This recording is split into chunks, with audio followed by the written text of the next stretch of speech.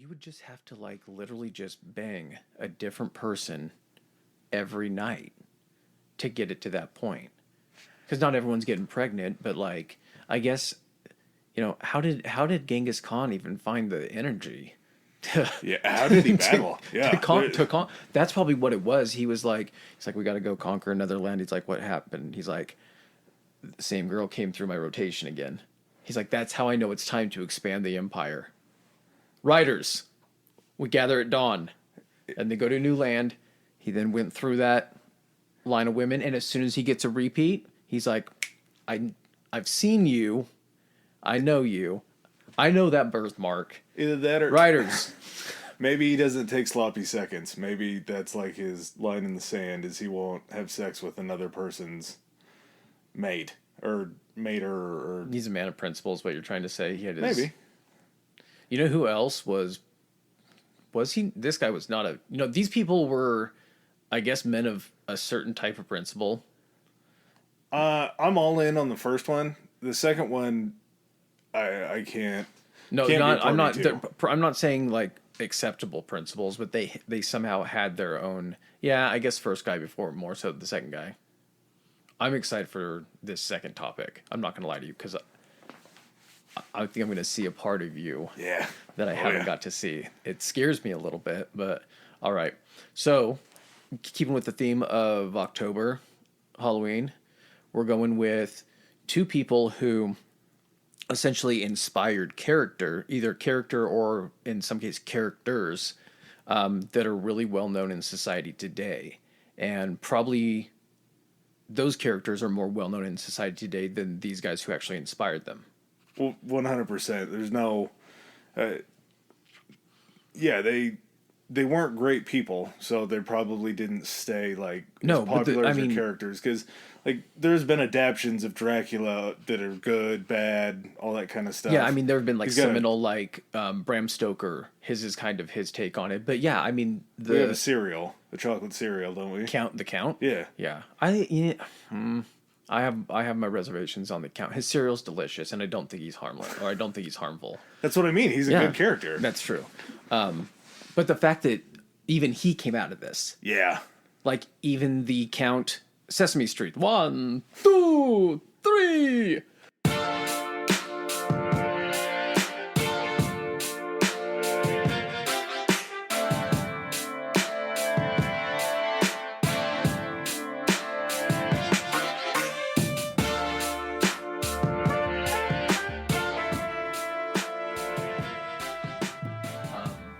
So our first one is going to be. Do you want to wait on the second one until we actually get to it?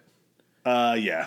Well, actually, let's do this. Let's say who it is, because if somebody, I want everyone to sit here and listen to it, but if they do want to skip to the second one, you guys can just hit forward a whole bunch of times. So we're covering Vlad the Impaler, also Vlad Dracula, Vlad Tepes. This guy had so many fucking names. And then he also wanted to be known by a title that I didn't write down because it was literally Game of Thrones style ridiculous. Like, I am Daenerys Targaryen, Mother of Dragons, Hero of I the did see Andals, and the that. First Man. And it was just this fucking thing I couldn't remember. Dracula. Awesome fucking name when you find out what it means. That the name is Game of Thrones shit. Like, The last name. Dracul, dragon, Dracula, son of the dragon. Well, And they were part of the Order of Dragons. that's where I guess it's a surname at that point, or a nickname maybe. You take it. You just get to take. That's the thing. Or When it's you're, a title, isn't it? I don't know. All I'm saying is when you are as powerful as these people are, like royalty in their areas, you just get to pick your fucking name. It's like the Pope, man. Well, they got where Dracula came from his dad. Who was also named Vlad. Yeah, he was I'm Vlad just, Dracul. So I'm just gonna say senior. Yeah, well, there's Dracul, and then Vladimir, his son, is Dracula. Just like we were talking about with But he Houdini never, and adding the I don't I to think he Houdini. went by. I don't think it was Vladimir, because you see people named Vladislav, and I think if he was Vladimir, it would be Vladimir. I always just read it as Vlad. Okay. Maybe I don't know. Yeah, I don't know if they shortened shit up back then. But the name Dracula comes from something that his dad was given, Vladimir, called the Order of the Dragon. Correct. And what was its purpose? It was wasn't it nobility in the Ottoman Empire? No, it was other side of it. Oh. So it was the Order of the Dragon was basically like the Eastern Front of the Crusades. They were to defend the faith of Christianity in the territories. So we even texted about this. That's right. The fact that all of we've gone through 3 or 4 topics of well-known ancient history. Europe is the size of fucking a small county, apparently, and everything takes place. Did you catch that fly out of midair? I did. Nice. Good catch. I would say it's like within 300 years. All these people are so freaking intertwined. it's kind of like it was a football game and you only have literally like 100 yards of field. Mm-hmm. And then every quarter it was like somebody else subbed Everything is taking place between the 40s. It's 40 to 40. And it's just turnovers back and forth. Everything is just so intertwined. And Vlad kind of sewed everything together because he shows up during the Pope Pius days. Yeah, the Pope Pius days. Which was part of the Templars, which is during the Crusades. And then he shows up with, what was the lady's husband's name? Oh, the Elizabeth Bathory that we didn't cover, right? Yeah. Shit. I think it's up here. Go through it real quick. Yes, it was her. Oh, he was the King of Hungary. Oh, it was, I got his name written down. Where is it? Hunyadi. No, John Hunyadi wasn't the husband of Elizabeth Bathory. Oh. His last name's Bathory, too. Oh, I don't know that, man. I don't have that written down. Why am I so bad at finding things out? I'm going to go through some stuff, look it up real quick. Okay. Okay. So, I'll give some dates, then some locations. So, they don't know exactly when he was born or when he died. So, it was either between 1428 and 1431 is when he was born. Somewhere between 1476 and 1477 was when he died. Which is weird because, I guess, in other parts of the world, the dates seem very specific. Like when we were doing the Knights Templar, everything. So, apparently record keeping in this part of the world wasn't up to what it was previously. I read that in Hungary, they hadn't established a written language until like the 1600s. Oh, really? So this is all just kind of like stories and and cave drawings, but hieroglyphs probably. So it takes place in Romania, and so Transylvania, where the traditional Count Dracula story takes place. It's a region of Romania, but it wasn't this region where Vlad the Impaler actually ruled over and was from. That was called Wallachia. And I like to mention it was like, welcome to Wallachia. It was probably with the V, right? Wallachia. Something like that. That's what it sounded like every time I heard it. And so, again, he's born to Vlad Sr., so Vlad Dracul, Vlad the Dragon. So Vlad Dracula, Vlad, son of the dragon. Romania was kind of constantly, because it was kind of it was like a crossroads country, is what it kind of seemed like. It separated the Ottoman Empire to the east from the heavily, Christian European countries to the west, and then Wallachia and Romania were kind of in the middle. So it was always being fought over. This was the site of a lot of the Crusades. Yeah, because it was this was territory in between those two kingdoms. Because the Ottomans were Muslim, so you also had the Christian against Muslim crusade type stuff happening there. So the front of this, I didn't know this until I looked this stuff up. To me, when I hear crusades, the only thing I think about is the Holy Land, Jerusalem, all that kind of stuff. But it makes so much sense because, again, it's a religious crusade. And anywhere that there's two factions and there's a border between those factions where we worship one thing, you worship the other, but in the name of God, we got to kill each other. That boundary just keeps getting moved further one way, further the other way, and sometimes not even in large swaths of time. Mm-hmm. We'll talk about. I think it was his last reign, Vlad's last reign, and I think his first reign. He was only in power for a couple months before things went south, and he ended up losing control back one way or the other. But the thing that I thought was really cool about Vlad. Double agent. Yes. Well, his dad was also a double agent. The family was like Some sketchy of as them, shit. not all of them. His brothers. Oh, yeah, that's right. So Romania. Remember when we were talking? It was one of the early podcasts. I think it might have been like Alexandria, or it was some. I can't remember. I was talking about how like it seems like everyone was always conquering each other. Like this ruler would try to conquer this ruler, and someone would win, but then that person would be weakened. So another ruler would be like, "Oh, I'm just going to beat them up while they're half beaten."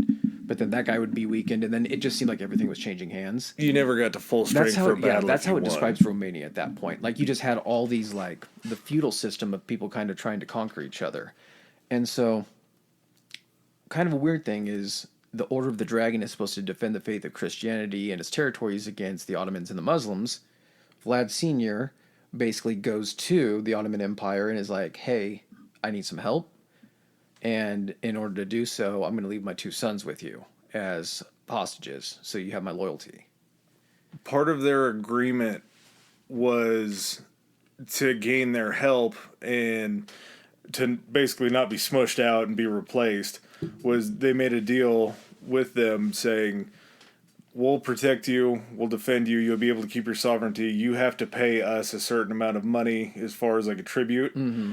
And we also get, I think it was like not all of your children, but like a certain amount of children that you bear, we automatically get is into like slavery sort of." And it wasn't just the peasants or the regular people. It went all the way up to Vladimir. Like he had to give up. It was 2 sons, right? It was Vlad and He left Vlad and the handsome one. The fuck was his name? Radu the handsome. If Radu runs into a lot of trouble. Vlad not so handsome. I thought that was kind of funny that a lot of what I read really pointed it out. Like, Vlad had a tougher time. He wasn't really a kind of an outgoing kid, but it seemed like Radu was the one that got everybody's attention. I'm trying to think of the comparison. So Vlad strikes me as what is his name? The son's name from Wedding Crashers. Todd. He strikes me as Todd. And then I feel like Bradley Cooper, Sans being the asshole, would be Radu. Just the handsome one. Or you could even say, I guess, Owen Wilson. He's kind of but I feel like it seems Radu was called Radu the Handsome. He got a name out of it. And not only was old Radu loved by the women, but what do they call him? The Sultan. The Sultan, that's Sultan. Right. The best title that you can get. Yeah. The Sultan's son took a liking to him. Doesn't it just make you think of Aladdin? I don't think I've seen Prince Ali. The whole thought of, I guess, being gay was cool back then, which is kind of nice to hear. It's been okay. Bisexuality, if you had the money and the power, it was whatever you wanted, man. That's the whole point. Like, gay and sexual fluidity throughout history has always been exactly that, fluid, until some religions came in and it seemed like the religions that allowed, or societies that allowed that fluidity didn't last. Not because of that, but it just sort of seems odd because they're Muslim, and I think it's probably something that Muslims aren't cool with now. I won't speak for them because I don't know, but it strikes me as a religion that may frown upon that. You know, I don't know, because what's sad is you only hear about the extremist side of that stuff. Yeah. I don't know enough about just the everyday Muslims. Yeah, exactly. So, just like, most people, like, it's your hardcore, like, Christians that are like, boo, gay. And then most people, they're just like, okay, like, yeah, do you guys want to get married? Like, us straight people are fucking it up all the time. So you guys want to get in on this? We're wrong like half the time. You might as well give it a shot. I think half of it is like, you guys, okay, yeah, you guys want to get married? Okay, we'll see. Good luck. Yeah, good. Welcome to our fucking pain. This is my nightmare. Well, the thing is, too, is hostages is kind of that's kind of a misleading term, too. I like to make references to stuff that's like mainstream now. So I keep making Game of Thrones references. So Game of Thrones would have kind of like not a ward, but a, oh my God, Theon Greyjoy was one of them to the Starks. He was he was a hostage taken to gain compliance from his father, but he was treated almost like a member not quite a member of the family, but someone that was a really good friend of the family. So he got the same education that his sons got. So Vlad and Radu received the highest education and treatment, the same one that the Sultan's heirs did, sons, which includes, your standard education, reading, writing, arithmetic, also battle strategy, also weapons training, and then while Radu and Mehmed? Yeah, Mehmed the Second. Mehmed the Second were off hanging out. So he's the Sultan's son that he, and that was another thing too. He kind of, the way it was described, he, of course, Vlad and Radu as hostages there don't have like power really. Mm-hmm. They do probably maybe over some common people they would. But Mehmed he sees Radu and he's like, that's a good looking man. I could probably force myself up on that. And so there was like a period where like Radu was harassed by him, and then a year later they were shacking up. It sounds a lot like it was a little bit of Stockholm syndrome. Like they were your captor, you started to sympathize with Radu or with Mehmed, because Radu was probably. I mean, there's something flattering about being hit on by a man. There is. I would say that the few times that it's happened to me, like it brightens my day up. Like, hey, even on the other side, I got a shot here. The sun peeks out from behind the clouds and shines on you. You're like, thanks, I needed that. Yeah, this could work. This could work if it ever. I just threw this outfit together. I didn't even try today. So, I think he was sort of like I say. There's a little bit of Stockholm syndrome. He was enjoying it though. It kind of seemed like he embraced it. That's the biggest thing. Is he was just like, fuck it, I'm here. Like I'm just gonna hang out and be one of these guys. And that was rough, I think, for Vlad because he kind of lost his brother at that point. Like his brother went away, and it seemed like Vlad found comfort in older people because he hung out with a lot of the people that did the torturing in the Empire. Yeah, so he got in trouble quite a bit from like his instructors and educators, and so he wasn't so much tortured, but I mean it wasn't like go to your room, you lost your privileges. There was corporal type physical punishment that occurred here.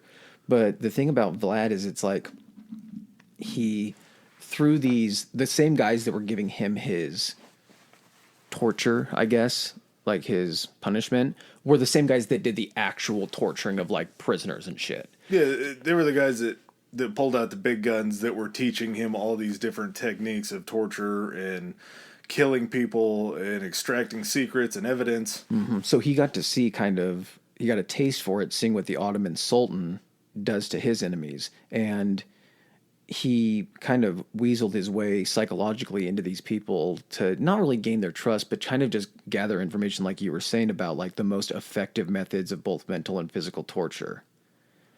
And so whereas Radu was kind of like, yeah, I'm here for the party,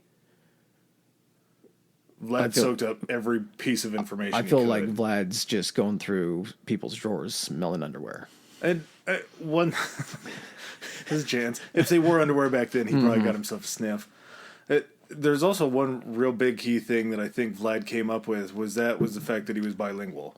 He could speak, what would it be? Wallachian? What did you say? Romanian? Yeah, maybe Romanian and Wallachian. Mm-hmm. But being able to speak the Sultan's language. The Ottomans' language. Yeah. Oh, it would have been... Well, I don't want to, I don't know enough about, because I know Muslim culture covers a lot of different languages, so I'm trying to imagine which one would be. The Ottoman Empire, the main area around it was, Turkey and kind of like that area. So, I mean, it had to have been a collection of language. I don't know. It was something other than what was natural for Vlad. He started picking up on other languages. He basically, what he lacked in, he's like one of those classic guys that what he lacked in physical talent, he was going to go ahead and make up for in mental prowess. He really did work twice as hard, and I think he was pretty much twice as successful as anybody else because he comes into power over Wallachia 3 times. Mm-hmm. That's not by accident. Once you conquer it, it's kind of like. Does that mean you're just but that's strong, stupid, strong, stupid, strong, stupid? You don't lose it the first time, and then you don't have to get it the other 2 times. I'm sure he'd much rather have kept it and been capable of doing that. he just kept, it's like you say though, he just kept running into a situation where it seemed like after a while either he took back Wallachia and the people below him, the burghers, I believe is what they were. Yeah, I'm going to speed up just his history until he gets to the good torture shit. Okay. So, all right, I'm going to run through it. Here we go. So what happens is Radu and Mehmed II, who's the son, are hooking up. Hunyadi is the ruler of Hungary, which is on the other side of Romania from where the Ottomans are. So he asked Vlad Sr., he's like, hey man, I'm going to go to war against the Ottomans. I need your help. Senior's like, no, can't do it. I'm getting kind of protection from them, plus they have my two sons. I don't know if he cared so much because he still had the third son at home. I don't think he cared much at all because it was the oldest that stayed with him. So it was his two younger kids. All right. So the Hunyadi, he ends up going to war anyway with the Ottomans. I think he gets beat a couple times. He's pissed about it. And he's like, you know why I lost? Because fucking Senior didn't partner with me. So he goes back and he kills Vlad Senior. Him and Vladislav II. Yeah. So how he ends up doing it is there's kind of a revolt, like a small revolt going on, or disgruntled like people within Wallachia. He basically kind of like backs them. And then this Vladislav II, which is the second cousin of Vlad Senior, and he is able to support this revolt and make it powerful enough to basically kill. And then Vlad Jr. in 1456, that's when he takes the... When does he take the throne the first time? That is the first time. So after... Vladislav gets into power. Yeah, after Vladislav clears out Vladimir and his older brother, he takes an army of the Ottomans back towards Wallachia to try to take it over. And Vlad the Impaler does. Yes, Vlad the Impaler does. So he ends up making a deal because obviously the Ottoman but the Ottoman supported guy in that situation is out. They got another Ottoman guy who's the son of, or another Wallachian guy who's the son of him. They're just going to change him back in and be like, you go back, you rule Wallachia, we're still good on our agreement, you still give us your kids and all that kind of shit. You're the prince of Wallachia. They give him that backing, okay. So as they're heading in, it was a big war that broke out, or big fight that broke out away from Wallachia, and I think it was another king had died over there, and while Vladislav is gone, then... Doesn't he just he fucking sneaks in the house, doesn't he? He's like, I'm ruler. Well, knowing that language, he walks in, he gets in, he lets everybody else in, they all come in, they're looking for Vladislav because that's really all Vlad wanted to do was kill him. It's like the fucking... he didn't call seat back. No, Vladislav, exactly. And so Vlad sneaks in there and he's like, I'm king now. And that only lasted like a month or two till Vladislav came back. And then once Vladislav comes back, he ends up getting kicked out of Wallachia. Well, when you say kicked out, this isn't like Vladislav comes back and he's like, Vlad, get off my throne. It's like Vlad sees him coming and he's like, guys, we got to book it. Goose it, boys. Yeah, thanks for the F Shack. It's kind of better to live and learn and maybe get another shot at that than sit there and die. So he comes back. Then the second time, he gets exiled to a place called Moldavia, and oh god, that sounds so badass. I think it's Moldova now, but maybe it's Moldavia. That's where the guy from the villain in Ghostbusters 2 is, Vigo the Destroyer. No, that's Carpathia. He ruled Moldavia too. Moldavia. I don't know. I'm going to start going down the Ghostbusters hole here in a second. Pull me out. So when he hits up Moldavia, he runs into somebody who may have been his uncle. Like they think that it was his uncle. He was Vlad's brother. His name was Brogdon II. Mm-hmm. That's the weirdest thing about all this is everybody is so intertwined. And even to this day, there's a reason why the royals in England are all pale as shit and have terrible genetics. Mm-hmm. It's because all back in this time, these kings would just pass daughters and sons back and forth. Game of Thrones, dude. I've never seen it. Is this the new one that's out, the House of the Dragon? I think the main plot for the first 6 episodes is like, how do we get these kids of ours to like start banging and making other kids? And they're just going between like uncles and like cousins and sisters and brothers. Oh, and as weird as that sounds, this was real life back then. And they didn't know about genetics. At what point are they going to be like, ooh, this kid has an extra toe? They're like, the Lord blessed him with an extra toe. They're like, there's nothing wrong genetically with that. Fucking hunchback and web feet. He's still royalty. He still has royal blood flowing through those veins. It's the same royal blood, but still the same. So he comes back for his second reign in 1456, and this time he's aided by Hungarian support to overthrow Jesus, there's a lot of V's in here. He overthrows. Thank God. Vladislav. This is when he dies, so I don't have to fucking say. And Senior's dead, so now we can just say Vlad. And when we're talking about Vlad, it's Vlad the Impaler. Yep. Okay, so he kills Vladislav. So first order of business, he takes over Wallachia. He's like, now I got to fortify this bitch. So he knows that the biggest threat is the Ottomans, and so he fortifies the country against them. I don't know. I'm sure it was just extra outposts and maybe like some walls and shit. But like, how do you fortify a country? Choke points maybe between mountains. Yeah, because I do, when I think about that, I guess I forget that there's literally like, how do we get there? Like, there's one road in and there's one road out. So you just like build a couple garrisons over those or forts over those roads. Maybe you can't move guys on feet and wagons with horses over not roads. Some watchtowers, maybe some lookouts. So he does that.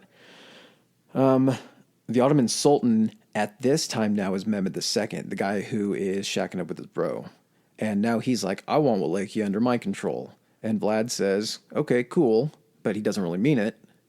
He's basically I think he's doing that because he realizes that he has to kind of bide his time and start building up his strength. And he has a plan for it too, which this guy is, if you're in like Romania, this guy is actually like a national hero of Romania, despite all the next stuff we're going to talk about. I think that almost makes him cooler. And during that time, he kind of stomped out feudalism in Romania. That's what he did. He gave a lot of power back to a bunch of peasants and people and tried to raise them up in order to just garner more support from the people. Did you see how he did it?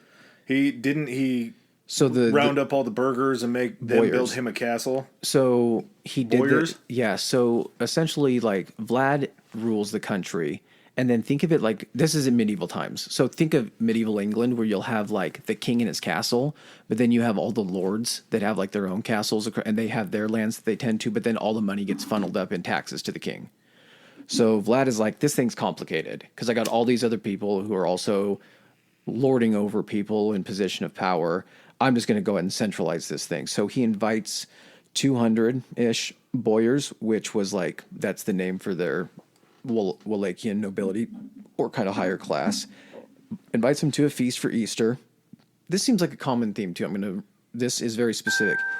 After the meal, really right in the middle. Hey, I've heard autumn winds more than one time, okay? So after the meal, his men seize everybody and any of the old and infirmed, which I love that history uses that term. Infirmed, yeah. I know it's not a good description. Like it's not good to be infirmed, but they're taken. It's a soft. Yeah. Soft. So this is when people start getting impaled. He takes the old and infirmed beyond the city and impales all of them on giant wooden spikes. And Adam, can you paint me a picture of what an impaling is? It's the second guy we talk about did a lot of gross stuff. This is not as gross, but it's... You don't become Vlad the Impaler when you impale like people like, it was just a couple times. Like, no, I don't know why this nickname stuck. Thousands and tens of thousands of soldiers and people. These are just like townspeople, though. Yes, these are the like royal class. So basically how you impale somebody is you would jam a stake in their ass, and he was... Oh, I don't think he did it in their ass in this scenario. Well, that's how impaling works. But in this scenario, what he did... Watching? Huh? What have you been watching? What do you mean? I think you were watching the wrong impaling. That's how they sit him on it. Where they put him in their taint? No, they would put it... What they would do is they would get them on their back. There's multiple ways to do it. Okay, what I heard is the descriptors. Deadpool does it... He gets impaled. Yes. And that's through his front. Yes. Because he's leaned down over. Okay, whether it be anally or the other method. So they would take them on, and think of how big these fucking trees had to be for you to like get someone and not have it bend as you like, because they would start impaling them. The stakes they would have to make. They're probably only like 3-4 feet tall. The No, I think the way it sounded and stuff, these things were at least like 6 or 7 feet, because what would happen is they would start people being impaled, and the way they wouldn't stay high up on the stakes. As soon as they got them started on the impaling, they would then get guys to lift the stakes up vertically, put them into the holes in the ground, So and they'd then slide down. and they would start sliding down them. But they said it could take days. Like if it didn't Yeah. hit certain areas, it could take days to kill these people. Well, the worst thing that he did, worst maybe, of this whole impaling deal was when people would be impaled back in the day, they used to make them very sharp and pointy, so when it got in, you'd slide down easy. His were dull. Yeah. So it would take longer and longer to slide down. It's still going into you, like it's still tearing through you. It's Yeah. just doing it at a snail's pace, so it's extra bad.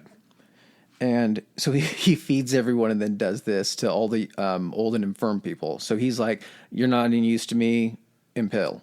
At least you got free meal. Yep. The young and the able-bodied were chained and marched 50 miles to the mouth of this big river. And when they got there, they saw all of these kilns and big brick ovens that were making these giant blocks and bricks. And he forced these people to rebuild a castle for him. And then after they died, or he put them to death after they got done building this castle, he gives all of their land to the peasants in the area. And then all of their titles and roles that they had in society, he gives those, like government positions and everything, he gives those to the peasants. And I don't know how they picked among the peasants, like who got those. I don't know if he was just like, who can count? And one guy raised his hand and he's like, "You sheep farmer, you're now the treasurer." But Well, and the peasant class had to have been much bigger than the royal class. it was. This is the way he was intelligent. So I think, madness, like in these kind of people, madness and intelligence are just like intertwined. But it's almost like it's because they don't have any limitations on him, I think, is why the madness kicks in. So the big thing he realized was that the peasant class, by far, like 95% of the people were in the peasant class. And he was like, okay, by getting rid of all these people and giving them land and also giving them roles in society, I'm gaining the allegiance of 95% of my populace, and I have a loyal army, because that's who the army was pulled from. If he was having to do it the other way with these boyars in charge, he's got to get a hold of them and be like, "Hey, can you guys gather up your army?" And then he would have, 7 or 8, or there were 200 of these people. So however many of these feudal lords would then have to gather up each of their armies. He would have to fight in squabbling between them if one lord didn't like the other. And he was like, no. He's like, this isn't effective. I'm just going to take it all over, and it'll just be one Wallachian army. If it's just one force to look over, everything is going to be streamlined. One force with one goal, and they're all under command of one guy. They're all going into battle at the exact same time. You're not waiting for a squad to show up. They all have the same tactics. It's it's smart. Unfortunately, it wasn't enough. Because Radu and Mehmed II came calling. And when they did, Vlad, he was going against the Ottoman Empire that used to back him. So I'm sure he was trained by these people. So going into it, Vlad's crazy like a fox, like you were saying. Like he's nuts, but he's nuts in a smart way. He was taught by the same people that are sending these forces in. Well, and at the time when when the Sultan came into power, Mehmed II, he required Vlad. He's like, "Hey, you need to show up to Constantinople and come pay homage to me." And Vlad was like, "Yeah, I can't make it." It's like, "What?" And he's like, "Yeah, I'm not coming." So that's like a huge, huge insult. Big slap in the face for sure. And there were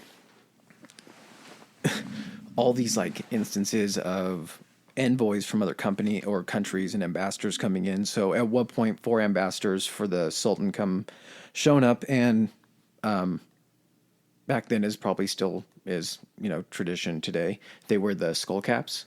Yeah. So they were wearing the skull caps. These 4 ambassadors were wearing the story. skull caps underneath their other hats, and so when they came in, they removed their hats to show respect to Vlad. And Vlad's like, "What are you guys wearing under those?" And they're like, "Oh, these are our skull caps." He's like, "You need to take those off." And he's like, they're like, "Yeah, we can't do that.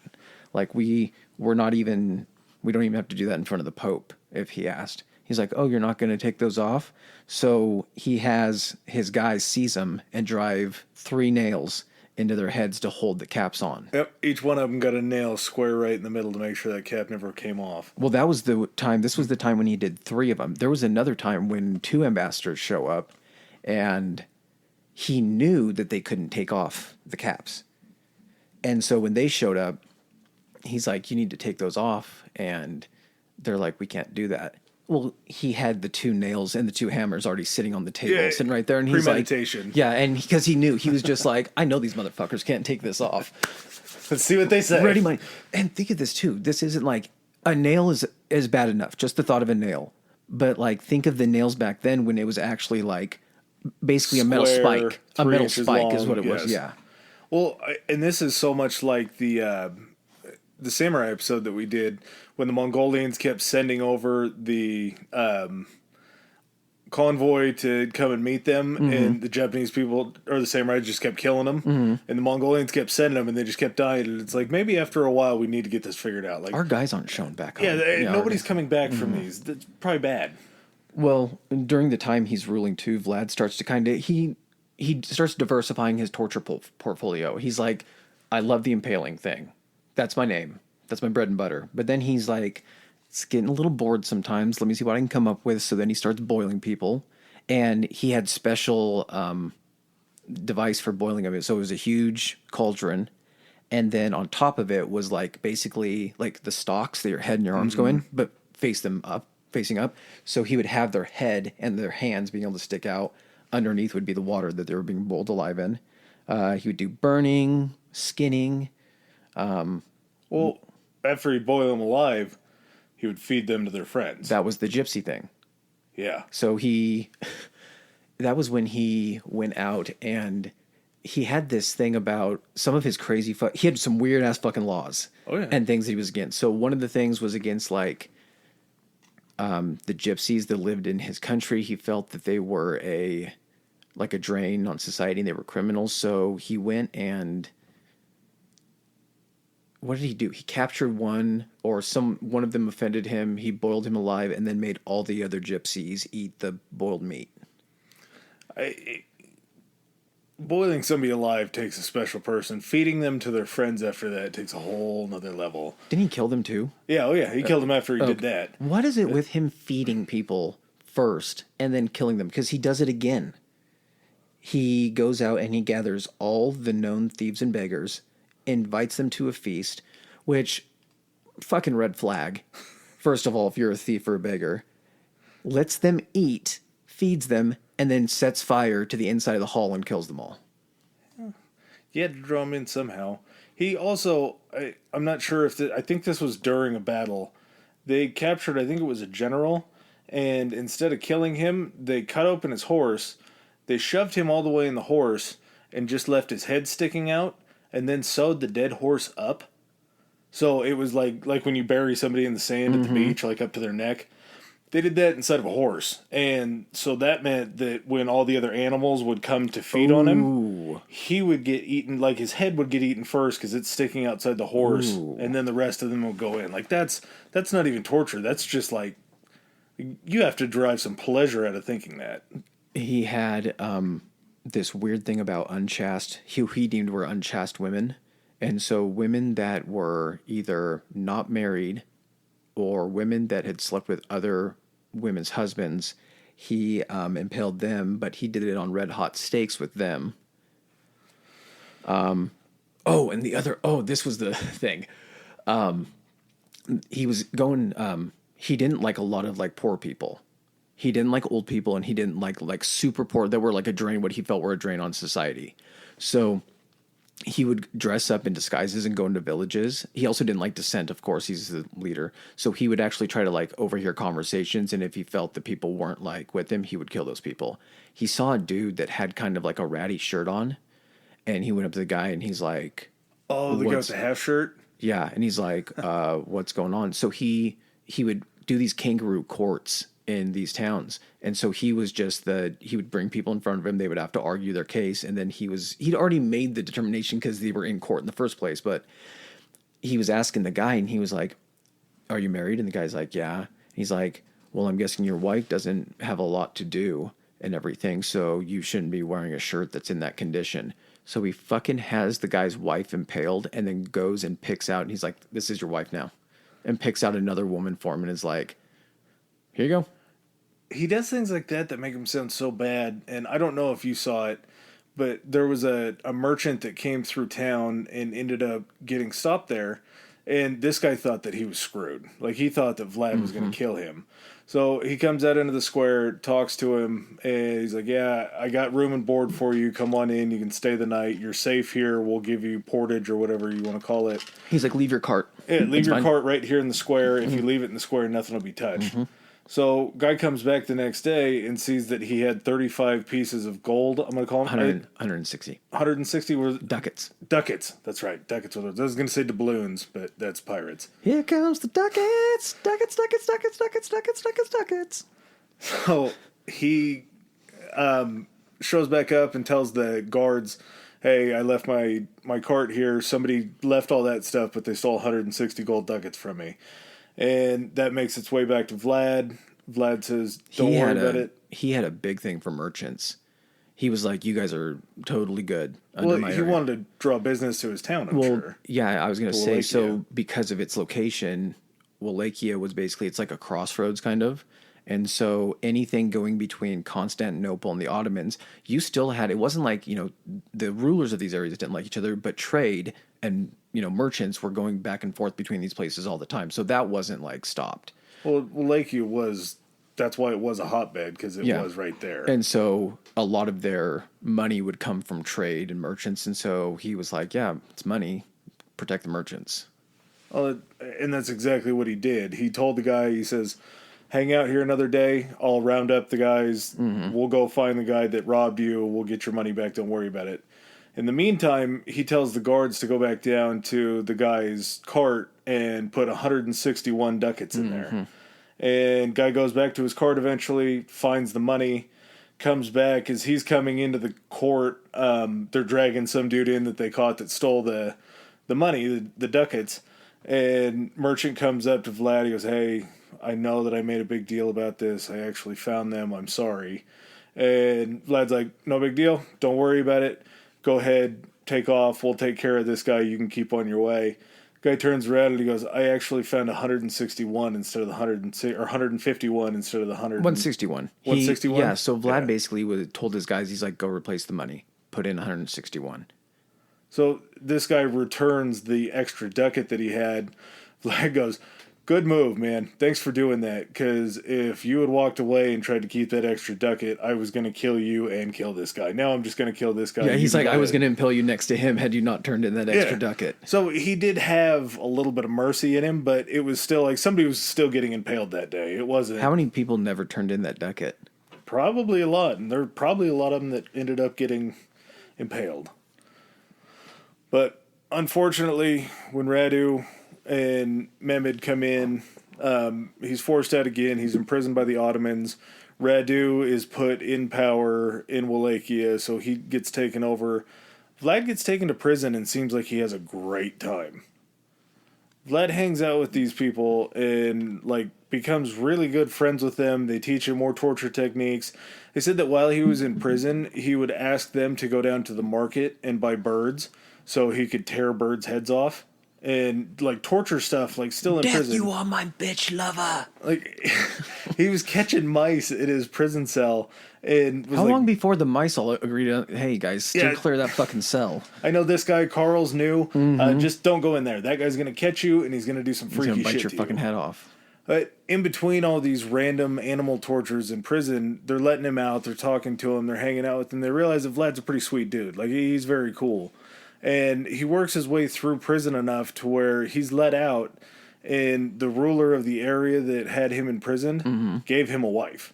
It was her, I think it was his daughter, maybe. It was either his daughter or niece or something like that.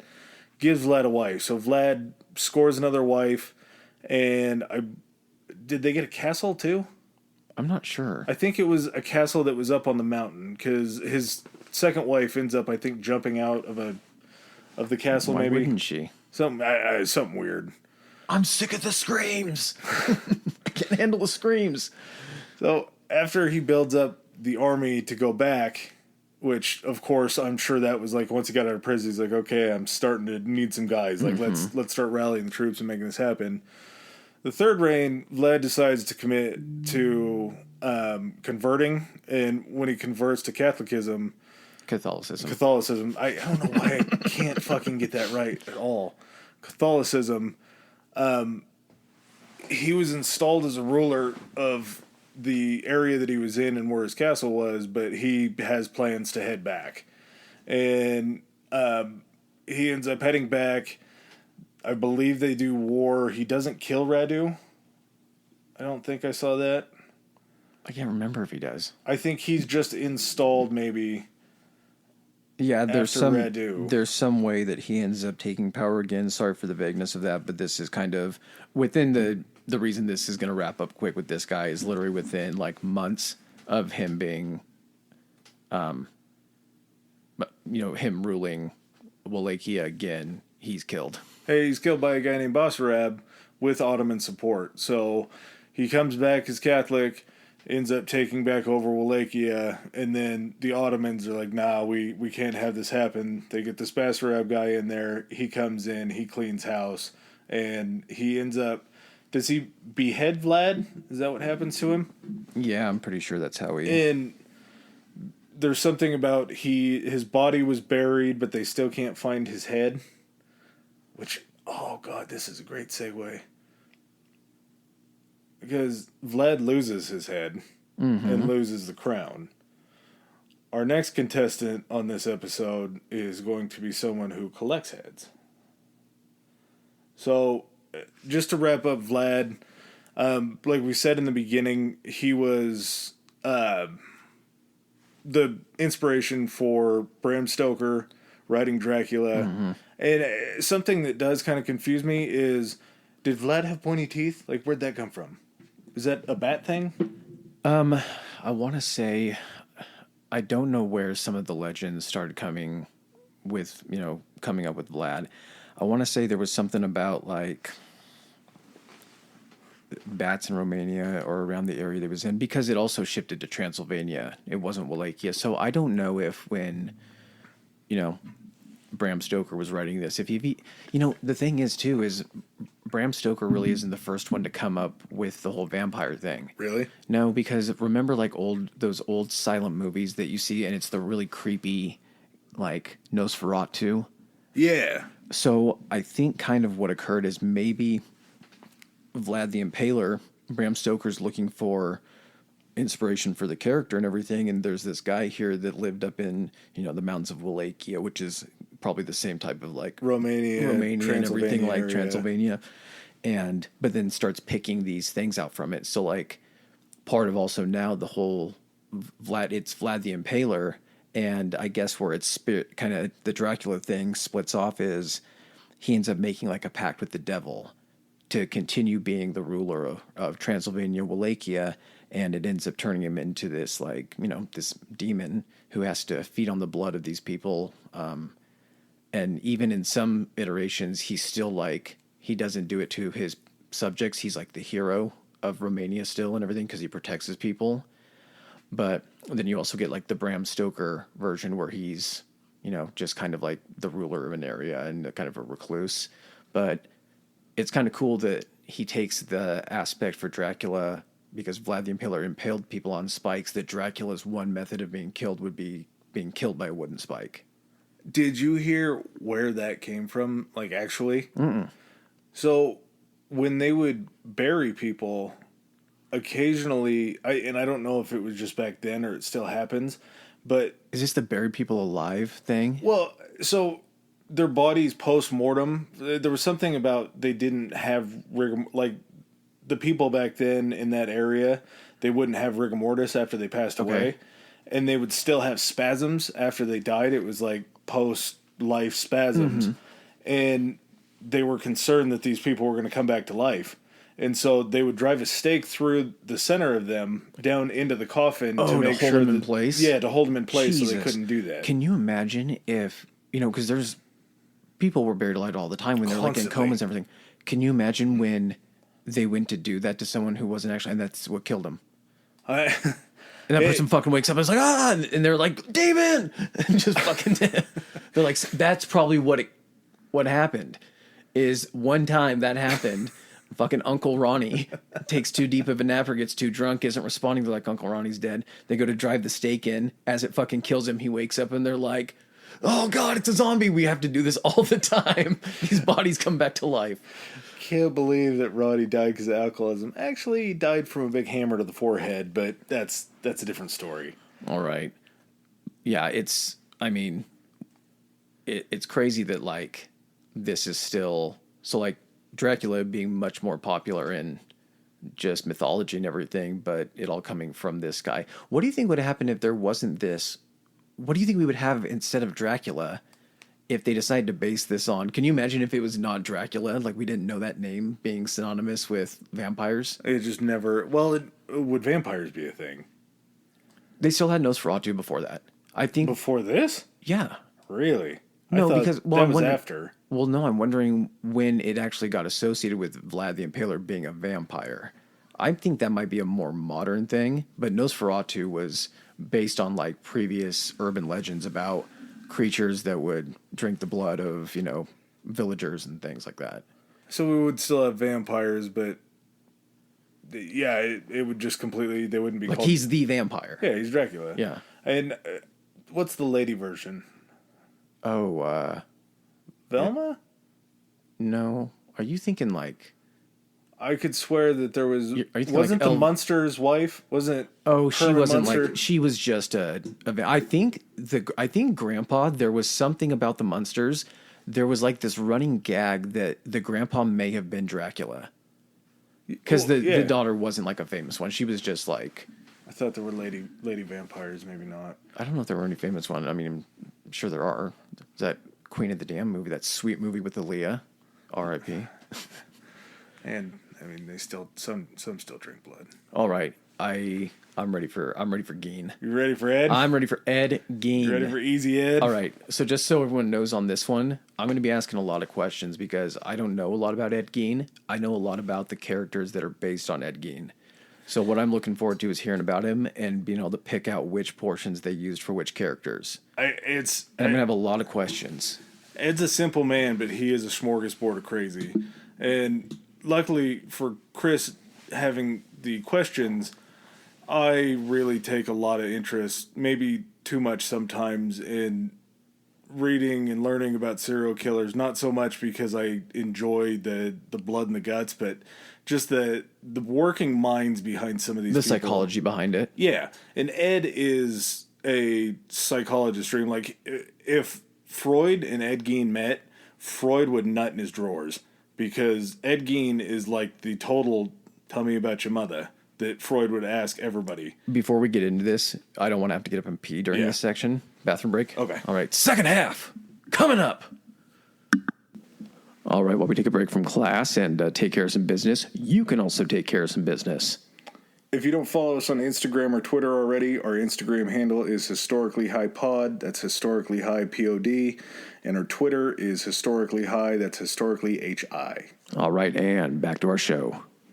Away from Appleton, Wisconsin, which is where our man Houdini was born or came to America last week. Ooh. So, for as big and as intertwined as Europe is, Ed Gein grew up 60 miles away from Harry Houdini. Nice. And that, to me, it's absolutely meaningless. There's really different no time frames and everything. Just the simple fact, though, that we did Houdini in the last episode, yeah. We're keeping it close. So, old Ed's born August 27th, 1906, to George and Augusta. And George and Augusta were two very polar opposite people. And I don't really want to get, like, too detailed, but Augusta plays probably the biggest role of what fucked Ed up pretty much his whole life. But George played a little role too. George was just a career drunk that could never hold down a job, whereas Augusta was a very religious woman who was just a fanatic. I think she was Lutheran, but she took like religion to a whole nother step, almost puritanical, if you will, from 2 weeks ago. So we're tying that around. I'm going to make... You keep talking. I'm going to make a little graph of the three characters, and I'm going to make little notes about what falls into what characters. So, Oh, do you want to say what characters it's based on, or are you gonna? oh, Because people can play along.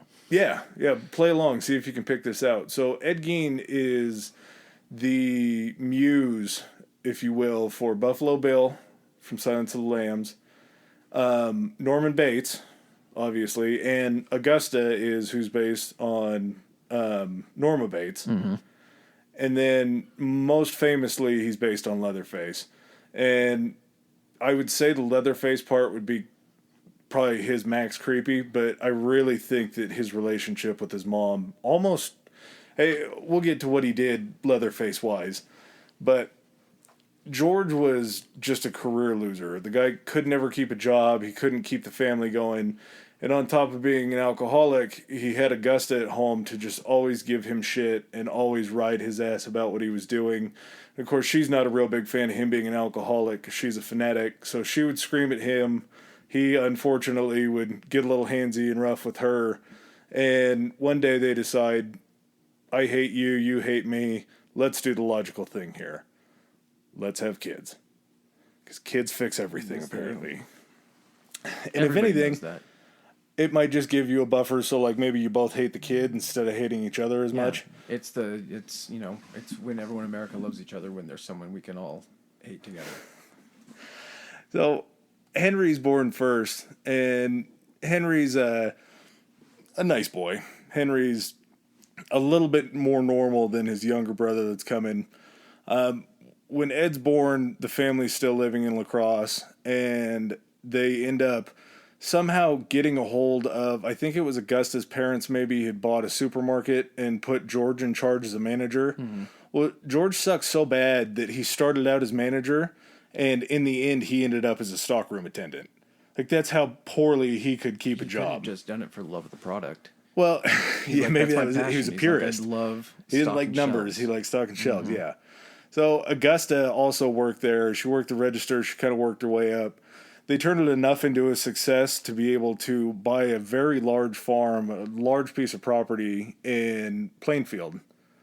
And Plainfield, this whole area, dude, is just, it's desolate. And there's nothing to do but fucking kill people, I guess. Yeah, that really could be. And there's not a lot of people there. There's not a lot of, like, fancy attractions or anything like that. So they're kind of left to their own devices, but then get pushed even further because Augusta doesn't like girls, doesn't like women, really doesn't like females, and I'm sure maybe her mom sucked or something like that, so this is where she gets the fanaticism. But she used to tell Henry and Ed that women were just basically harlots in makeup and tight skirts, and that they needed to stay away, they needed to resist, they needed to not fraternize with anybody. And Ed in school, and the devil's in her pants. Yeah, she. We'll get into some of the weird shit that she said. So we're already at a Norman Bates thing, and then also tying it back into Silence of the Lambs and Buffalo Bill in another way. The movie Red Dragon, the one with Ed Norton, the guy that because Lecter is in, that's before Silence of the Lambs, and Ed Norton's the one that arrests Lecter. The killer that they're going after, his name is the Tooth Fairy, and his mother, the reason he's doing it is because his mother was like this woman. Like, there were things where if he, like, peed the bed or if he had, like, a wet dream or something like that, he woke up in it, she would make him hold his dick while she held a pair of scissors by it, and she's like, do you want me to cut off this filthy thing? So even that ties into another character. But we're just going to keep it to the three. And to land on that, she once caught Ed exploring himself in the bathtub, as young men do from time to time. I would assume if I could fit in a bathtub, I'd probably still maybe explore a little bit. Bathtub, shower, public pool. She catches him jerking his gherkin. Antonio Brown. Yeah, or at Saudi pool. She catches him jerking it in the tub, and her answer to that... She heard the splashing? Probably. Yeah. Probably. What... Did Ed take a rowboat in there? What is that noise? A lot of playing in there. So his punishment for this is she goes and gets boiling water and pours it all over his junk. So obviously not a very good thing. She lectures him. She tells him, this is a sin of the flesh. You shouldn't be doing this. This is disgusting. And she routinely teaches Ed and Henry out of the Book of Revelation in the Bible. And I don't know if you're familiar with the Book of Revelation. Not kid-friendly Is things. that the fire and brimstone shit? Is Yes. in Revelations? It's the second coming. It's how everything happens, the seventh seal, all that goofy shit. It's not something that you would want to read as... The rapture. And Yes, the rapture. Not something you'd want to read as a bedtime story. Like, that's probably pretty far. And Henry started to kind of realize that the relationship between Ed and Augusta was very close and very awkward. And he really wasn't a fan of it. He would try to go out and meet girls and make friends and that kind of thing. Whereas when Ed would do it, Ed would come home and say, "Hey, Mom, I met somebody today." She would start breaking down that kid's parents and talking about how they're bad people, bad Christians and all that, and just kind of try to steer him away from everybody, almost to keep her to himself. And there were parts of the farm where they weren't really allowed to go. Mother. I'm sure that was... If you see a picture of him, he's a goofy-looking dude, and you can just picture almost like a Sling Blade type voice with him, a little bit. Mother. Yeah.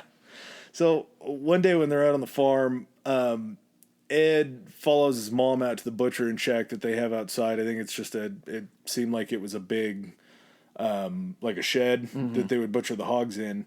And Augusta had forgot to close the door. So his first experience with like a body and knives and different things like that was he sneaks in, he sees Augusta butchering a hog, and Augusta doesn't realize what's going on. She's sliced the pig down the stomach, she's pulled out the entrails, put them in a bucket. Really just kind of gross graphic stuff for a kid who I think he was 12 at this point. She turns around and sees him and sees just this bewildered, scared look on his face. And instead of yelling at him like she did 99% of the time, for some reason, at this point, she asks him how he felt or how it made him feel to watch that. Ed told her that he was confused emotionally about it. And I don't think he said the words confused emotionally because he probably didn't have that kind of vocabulary. But what he was confused about was he got an erection and he nutted in his pants watching this happen. So his first sexual experience was watching a pig get slaughtered, which... that's just not a good roadmap for a human being. At that point, maybe we need to start looking at other people to take care of you. So he's living with that and trying to figure that out. Augusta is holding them back from meeting anybody, really. And she basically tells them, like, you're not allowed to have wives. I'm the only female that you need in your life. Henry's not listening to this. He's sneaking off and going to the roller rink and all that. But Ed's buying this hook, line, and sinker. And unfortunately, Ed's father ends up dying of alcoholism. Probably a sweet relief for him, I would imagine, having to deal with Augusta all the time. And when Ed's dad dies, he gets like this great write-up in the paper. Augusta tries to put lipstick on the pig that she slaughtered, and he's a great man, all this kind of stuff. And by all accounts, people really did like Ed's father, but he just... was always a loser. He was probably like a good time Charlie. He was a good time, but no one ever took him seriously. No, fun hang, but you're not going to depend on him for anything. So after that happens, Ed he lost his dad. He gets closer to his mom. Later on down the line, I think they were about 16 at this point. Maybe Henry's, I think, 2 years older. They go out into the pasture to burn the weeds and everything that was encroaching on the area. And there's a little question as to whether this fire was something that they were just fucking around and did or if it was intentional. But this fire gets started, and Ed tells the police that when the fire got started, he sent Henry one way, he went the other way. They put the fire out. When he came back to look for Henry, Henry wasn't there. So he turns him in as a missing persons. They get a group to come out with him, the group of police. Ed leads them right to the body. And not only did he lead him right to the body, but where this field was on fire, you see all the burn and all the char and everything. Henry's body hasn't been touched. It's completely not burnt. Everything is fine. fine. It's in an area fire didn't get to. No, he was laying on top of the burnt area. Oh, okay. So they're immediately suspicious. So like, well, if he died in the fire, why isn't he burned too? Oh, the body had been in the previously burnt area where he was killed. So it was like he might have been planted there. And they also get suspicious because it wasn't like they were out there for an hour. Ed led them to the body pretty quick. They ask him about that, and weird, creepy young Ed's response is, "It's weird how that happens, huh?" And when they take him in to do the autopsy, they see that he's got I think it's a fractured skull, but they end up ultimately saying it was asphyxiation. He died of the smoke and the fire. So Ed gets let off the hook. This was probably his first murder. It may not have been, but just the circumstances in which it happened, it feels like maybe Henry not being pumped about his little I'm going to brothers. say, based on the stuff you're going to tell me further down, I'm just going to go out on a limb and say, yeah. I fully agree. I think that was probably his first one. So Ed loses his dad, loses George, then he loses Henry. So it's just him and his mom He at loses this his point. dad, then he loses Henry. Now it's Augusta. Well, yeah, Augusta comes later on, but just until that happens, until she has her first stroke, all he's doing is hanging out around the farm with his mom. That's all he's doing. So that's all, they're just forming a stronger and stronger bond until one day Augusta has a stroke and she's never really the same after that. She needs to be taken care of by Ed. Well, Ed jumps at this opportunity because he's like, yeah, I can finally take care of my mom the way that she took care of me. Unfortunately, Augusta doesn't make it very much longer and ends up croaking and dying finally. And her obituary in the paper is like 6 lines. Like it's like Augusta died on this day. She's preceded in death by George and her son Henry, but also still has Ed and just This guy's not a great penman. No, not a great write-up. No one left to write it that has the ability to write something lovely. Oh, and I'm sure Plainfield was so big, all of the 2 pages were taken up by like cattle getting out. So maybe there just wasn't enough room. But Ed is now left by himself on a big old farm with basically nothing. He just lost his mom. He's distraught. This was the lady that was the apple of his eye. He absolutely had this weird, morbid fascination with her. And he's still doing stuff around town to earn money, like odd jobs and working kind of with different farmers and things like that, as far as like baling hay or anything. And by all accounts, the people like thought that he was a fairly good hand. Like he was good help. I'm guessing he probably had some sympathy from the community, having lost his brother. Also, too, like, don't you think that there would have been some suspicion in the community too, thinking he killed his brother? There might have been, but I think when you're out there and you're that rural, maybe the news either doesn't spread as fast that way, or maybe there were just accidents that happened on farms. I'm sure back then, because he was born in 1906, so this would have been the 30s. They probably got a lot of other shit going on that they're not thinking maybe it was a murder. Oh, yeah, people coming back from World War I a few years prior, and the Great Depression, recovery from that. Yeah. No, they just could have thought it was an accident. So George is working around town. Ed. He's making friends. Unfortunately, one of the things Ed, you said George. Ed. One of the things that he was doing around town that seems very bad, and I'm sure a lot of people got a bad taste in their mouths after they found everything that they found, he was babysitting children. They let this dude babysit kids, and he wasn't like a big oafish fella, but he wasn't really conventionally handsome. A little bit of a weird guy, but they trusted enough to let him hang out with kids, which... Can you imagine? We'll just leave that. That there's a generation of people still alive, maybe still alive today at this point, that were babysat by Ed Gein, and that can tell it as a story. They're probably old as shit, but I think Ed died in 1988 is when it happened. Yeah, but what I'm saying is if he's that old and he's babysitting, those kids maybe were 5, 6, 7, and if they were 5, 6, and 7 at that time, they could still be alive and able to be, able to be communicating. That's crazy. Like, I bet there is some type of there's had to have been interviews from people that were babysat by him. Tons.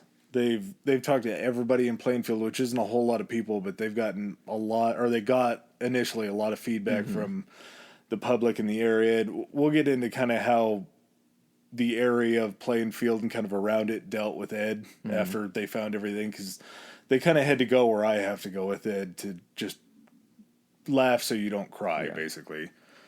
So Ed is so distraught after Augusta dies that he stops showering, he stops shaving, stops really taking care of himself, but he's still working out in public. Mother used to wash me. I don't know how to do it. And yeah, maybe that was it. Maybe she shaved him and washed him and all that. So he just gives up on that. But he ends up taking a liking to a lady named Mary Hogan, and she was a bartender in town, and I think it was in Plainfield still. I don't think it was outside of Plainfield. But she looked damn near Augusta. Just so close. She was a big German lady. She came back from World War II. She was a vet, so she was rough and tumble, real sturdy gal. And Ed liked going into the bar and hanging out with her. He didn't necessarily like her so much because she wasn't like the proper version of what he was supposed to be taught that women were. Like, she cussed, she spit, she drank, all the shit that Augusta would have hated. But he was so enamored by her that he would just have to continue to come visit her. And it turns very south for her very quickly. Go on. You got a puzzled look on your face. No, I'm just like, I'm reading something on the board and you're going to explain it, so I'm waiting for you to get to it. So one day, a customer walks into the bar, doesn't see Mary, doesn't know where she is, walks up to the bar and sees a trail of blood leading out the back door and calls the police. They come investigate, take a look at her, see what's going on. Can't find her anywhere. Assume that her kind of shady, rough and tumble past may have caught up with her and may have been the reason that she's a woman disappeared. bartender. Well, yeah, and she was, like I say, she's a big old German lady, had kind of run some schemes before she had gotten to Plainfield, so they just kind of... The always classic, her past caught up with her type reasoning. Well, yeah, we don't have to... A, she's a woman, so we don't have to investigate that hard. B, she wasn't a proper woman, so maybe that just takes care of the investigation. So old Ed still hanging around town, still going and working on farms with these other guys. They never, in that investigation, they didn't find the body. Nope, they just called it off. They just a trail of blood and then, okay. Yep. And so as Ed's working around town, everybody kind of known that he had a little bit of an affinity for Mary. And they would joke with him. They'd sit around at lunch and they'd joke with him. They'd be like, man, Ed, had you really tried to pursue her romantically and, tried to date her, there's a good chance that Mary would be at your house right now cooking you dinner instead of gone and missing. And Ed would get this little wry smile on his face and he would say, oh no, I got her. She's out at the farm right now. And kind of chuckle to himself and everybody's like, yeah, whatever, dude. Like, sure she is. She got picked up. Like, this is something bad happened to her. Like, funny joke, dude, whatever. So his second victim was a lady named Bernice Warden, and she was a hardware store owner, and she also bore a very striking resemblance to Ed's mom. So he clearly has a archetype in his head of what kind of woman he likes. Well, the thing too is he's killing these women. So the at a glance psychological diagnosis for that would be like he's obsessed with his mother, but he hates his mother, so he's killing his mother as many times as he can. It's not like he's keeping these women captive. He's not, because he's killing them before he gets to them, but I think there's a certain, Do you think before this he's approaching these women before he has to kill them and is trying to, establish, a relationship with him? Oh, yeah. Like a motherly relationship with them and being like, here's the deal. I need my mom. I need my mom. And then they get freaked out and he's like, well, you gotta die now. I think he's befriending them to try to maybe get close to him, but it's not the connection that he wants. Or they think it's fucking weird. I'm sure they do. I'm sure that a stinky man who hasn't shaved in years coming in and hitting on him is probably not high on their this is good list. And one of the things with Bernice was her son knew that Ed was hanging out around the hardware store a lot. How far apart are these? I think it was a year or two. Okay. I don't know. Not a short period of time, though. Enough time for it to kind of the town to settle down and... Well, the other thing that I forgot to mention that was working for Ed was when people would ask him to go out hunting, he'd go out, he'd shoot squirrels, he'd shoot birds, different things like that.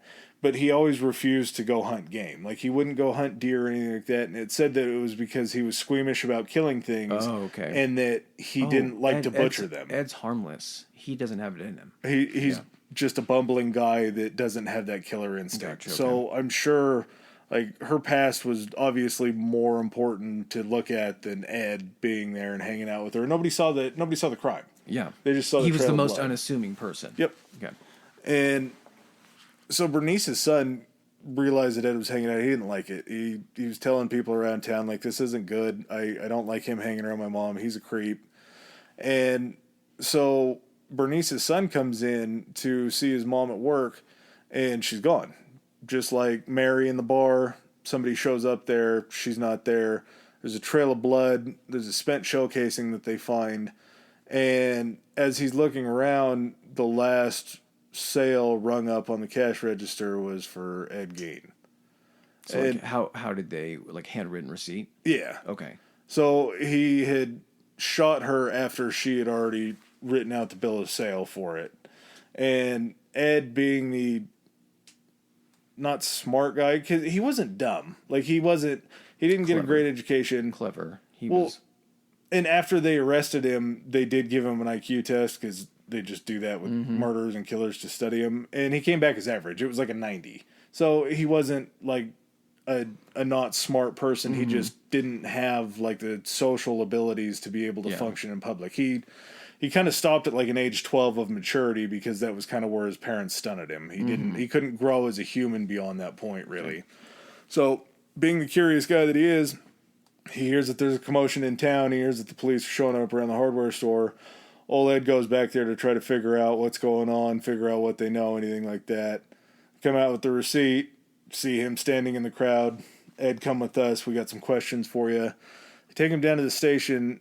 One group takes him down to the station. The others go out to the farm because there had been rumors, like kids and younger adults that would go hunting with Ed, like as far as shooting birds or shooting squirrels or anything like that. Ed would always brag about having like shrunken heads and different things I don't know if it was to like maybe try to share some interest with these kids. And the other thing that he was really into was he was into like murder mystery comic books and true crime comic books. And he had kind of like not Scooby-Doo. No, like crime novels. Okay. He had a real Jack the fascination. Ripper type shit, probably. Huh? Jack the Ripper. Yeah, shit probably something like that. Yeah. And they didn't really have true crime back then, so I'm sure it was a lot of stuff like that. Yeah.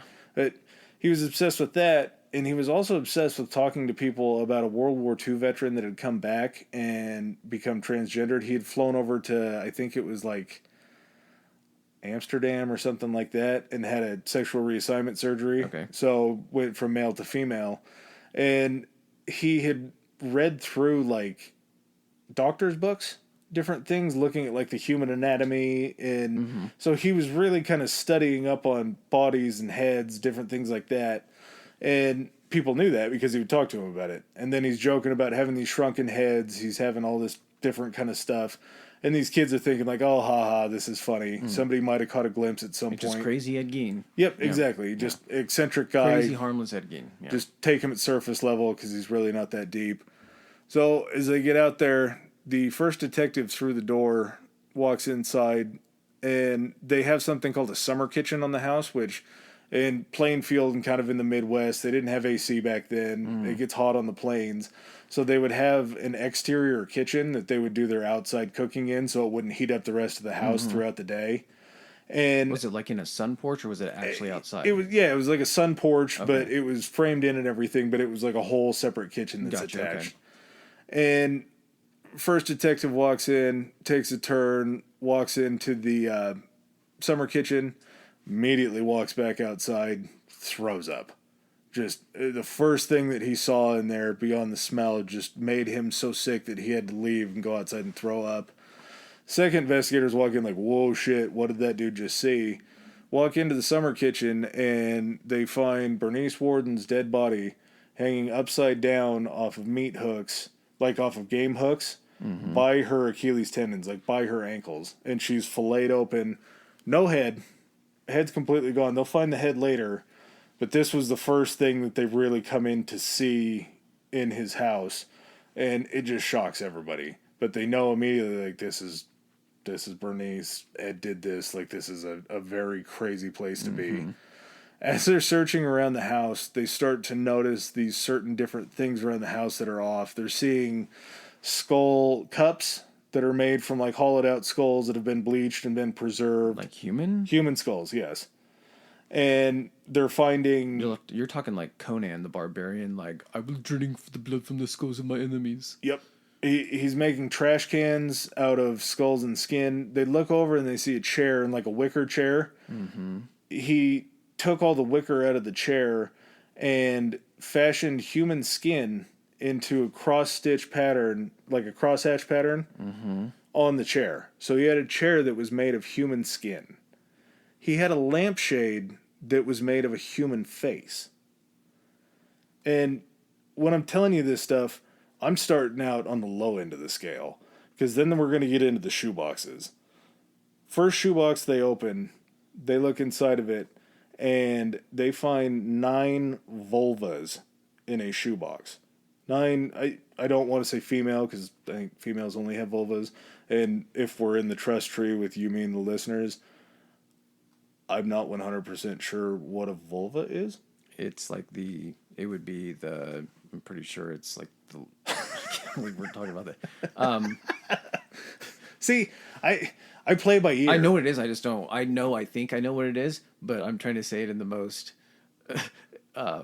historically friendly terms. I think it's like, isn't it the entire area with like the labia and everything like that? If someone is listening to this, please send us a email. Yeah, an email on our address when you get the socials, and please explain this to us. 9 though. I'm gonna guess that's 9 people's worth. Yep. Okay. Yeah. So 9 vulvas, and like I say, I'm not 100% sure what it is, but I know how to get around it. I'm sure. I know who it comes from. Yeah, it's kind of like, you know it by face, and but I know they don't it have by 2 name. of them. Like if you see it, you can be like that, but you can't put a name porn. to the face. You know it when you see it. Yes. So he had gone through and painted some of them, and he had salted them. So I guess in order to preserve them. Salted? Did you say salted? Mm-hmm. Like as in like old sailors salting meats to preserve them. That's sort of what it felt like. He was looking for means of preservation. Yeah. Another box they found, 4 human noses. Just human noses, just in a box. Just what would drive you to keep 4 human noses in a box? The same thing that would drive you to keep 9 vulvas. Yeah, and but that fucking dead body hung up. That could almost be like kitchen. Maybe a sexual thing. Like there's nothing hot about a nose. And probably, I don't know, probably the box of vulvas is the coup de grace, but he had a belt that was fashioned together and made of female human nipples. He had a nipple belt. You're making me sad, dude. So maybe it's going to get gross, but this is also something that leads into something. Is there more? Oh, yeah. And I find this last little bit kind of funny, just how he did it. So it's getting cold in this point. He had a human vest that was skin torso, complete with breasts. He left the breasts on there, and the nipples were still intact. He also made a pair of leggings from human skin. I think you might know where this is going at this point. Mm-hmm. So obviously they found enough evidence before they even get to Oled's bedroom. In Oled's bedroom, I'll paint you a picture from 30,000 feet. There's a lot of heads. A lot of heads in his bedroom. And some of them are preserved. One of them was Bernice's that they found in a burlap sack. So obviously they have enough at this point to arrest Ed for her death. And talk to him, try to convince him to just let them, to confess basically. And he kind of plays along for a little while and then ends up confessing. As they're talking to him, obviously they have 10 million questions. Where did you get all this stuff? Ed admits that he had gone to the cemetery 40 times over since his mom had passed. And I think he said he'd been there to visit his mom like 11 times.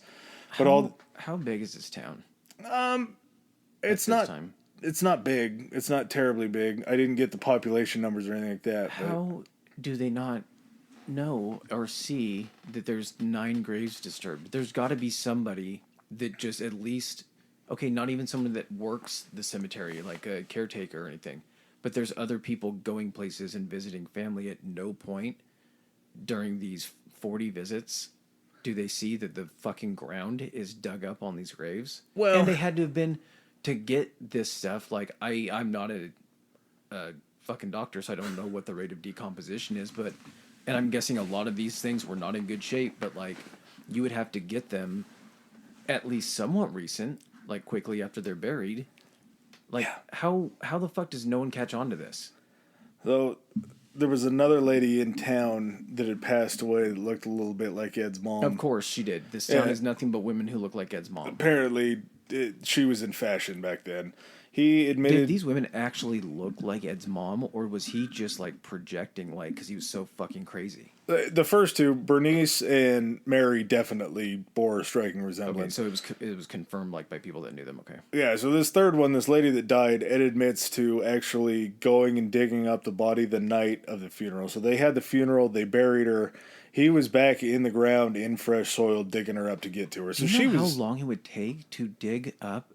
Are they still doing 6 feet at this point? I'm not sure how long it was, but I'll kind of get to it. They really didn't believe that Ed was robbing graves. They thought that he had to have had more murders because of all the shit that he had in his house. That's kind of what I'm thinking too. In my head, I'm like, with this, how many heads did he have in his bedroom? Get back to that, I guess. I don't want to know about that, but I do. Let me get the exact number, because So he had them. Did he have some of them like in jars? some of them had been preserved, but some of them were just rotting. Like, beyond, I don't know what they did. Like, I don't think they embalmed people back then, but they probably... The fuck does like, this house smell? How drained can you them and not all that. smell this house from fucking 3 miles away? They were on a farm, so he had all this land around there where it was just him. And where do we go? So yeah, all these different things. But getting back to the grave digging, there were they just said there's no way that he could be grave robbing. Like, it would take him far too long to get down to this We stuff. would have noticed it. Yeah, so they picked 2 graves. First grave was right next to right next to Augusta and George in the cemetery, and they said, if we can get down to this, we can get it open, figure out. He gave us this name specifically as one of them that he did. If we find a body, obviously he's lying and he wasn't grave robbing. He had to have committed more murders. Okay.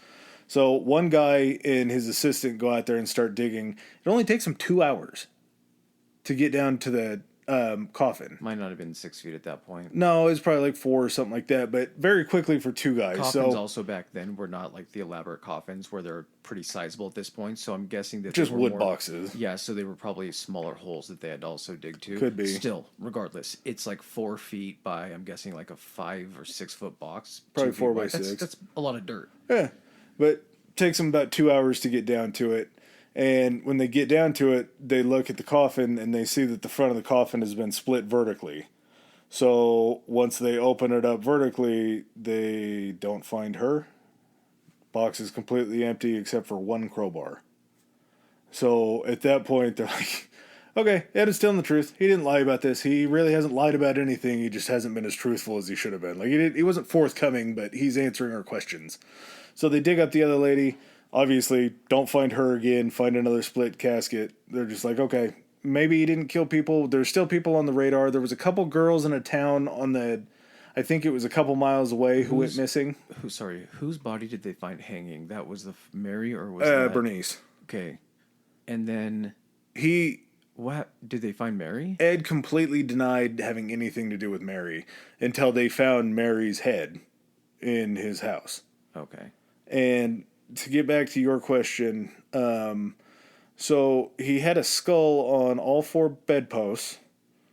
Some of the ladies' skulls he had the tops cut off. He had Mary Hogan's face in a paper bag. So he had made a mask of Mary Hogan's face. That's how they identified her, I guess. It wasn't just the skull, it was her face. They found, and one of the other things that they thought that he might have had younger victims was they found a young girl's dress in their house, and he would have had no reason at all to ever have a young girl's dress in his house. He had no reason to have a lot of this stuff in his house, Adam. Yeah, I guess on the list of things you shouldn't have in your house, that's probably pretty low. But one of the other very curious things that they found was that he had boarded up rooms in the house, so it was just like his bedroom, the kitchen, a front room, and then the summer kitchen. Everything else was boarded up, and so they're like, oh, fuck. If this is what we find out here, what in the world are we going to find behind these walls? They pull all the wood paneling off of these entrances and exits to get into these rooms. All pristine. They were like his parents' room and like his brother's room and stuff like that. Like a parlor room, all that kind of stuff. Nothing was touched. Everything was clean. So I don't know if maybe it was Ed wanting to enclose himself, but also wanting to keep like these rooms are clean and pure like Augusta left them. I'm not going to mess them up. It's kind of like when you go to somebody's house and they have like a living room that's not lived in and there's plastic and shit on the couches and... Yeah, we're way past that at this point. Well, but they were well taken care of. Like, there wasn't any blood spilled in these places. So Ed was probably using the skin chair. He was hanging out next to the face lamp and eating out of skulls. Like, he had himself a system. Nothing compares, though, to what he did with the vest and the leggings. So Ed admitted that he would pull the leggings up, put on the leggings. He'd throw on the breast vest. He would put a vulva over his penis from his magical box of vulvas, and he would go around and walk outside the farm at night. Now, this sort of lends back to what I was talking about when I said that he was investigating the World War II veteran that went over and had the reassignment surgery. Ed sort of felt like maybe he was born in the wrong body. Like, maybe he was a female. Like, he had... Obviously, transgender wasn't a thing back then, but he started having these feelings like maybe he should have been born a girl. And later on, once he's in a psych ward, there's questions about like what his gender identity was and different things like that. He'd never had a reassignment surgery, but he had talked about having one. So there was a little bit of gender dysphoria as far as like him understanding really what he felt he should be. I wonder how much of that is caused by his mother. A ton of it, because she basically berated him for being a man with manly instincts. And that, to me, like, just the fact that he did that, obviously, Buffalo Bill. Like, that's a giant Buffalo Bill. I will go through my breakdown after this. He ends up going to court, and first time they take him into court, obviously, he's just out of his mind. He's cuckoo for Cocoa Puffs at this point. Like, he's gonzo. They're trying to have a legitimate conversation with a guy that makes skin masks. So that's not going to happen. They don't find him able to stand trial. And like I was talking about earlier, around that time in the area, people were so shocked by what they found and just what they had found out from the police and in the police reports and in the news coverage and all that they had to turn towards humor, and they were called Geins instead of jokes. They were just jokes about Ed Gein. And a few of them, just off of memory, one of them is, why do they have to turn the heat up in Ed Gein's house? So the furniture doesn't get goosebumps. Why did the mental institution let Ed Gein out on New Year's? So he could dig up a date. Like, just shit like that people had to, like, they had to tell each other jokes to try to just bruise up these feelings that they had. I'm trying not to laugh at those and everything, but if that is something so horrible that happens, there's two directions you can go with it. You can either just try to act like it didn't happen and have it just be this festering wound, or you can try to just get everybody past it. I mean, I think they took the direction that I would try to take, not trying to make light of it, but if it's something that dark, you got to try to shine some light on it just to keep it from destroying everything. Yeah, only a laugh, only humor is going to help you try to close that wound. The only way that I can actually kind of see it from the town's perspective is when I was growing up, and I lived in a small town of like 8,000, there was a murder, like a double homicide, and it took this town that never had anything like that happened to it in recent memory before, what you would feel would be the idyllic small safe town. We didn't have to lock our house, didn't have to lock our cars, neighbors looked out for each other, and when this happened, it was like, how could this happen in our town? And so like I can understand, not to this degree because this is fucked up beyond belief, but the fact that like, and also how many people in the town, like what are all the people that used to have him watch their kids doing, all the people that were friends with him, all the girls that talked to him, like everybody.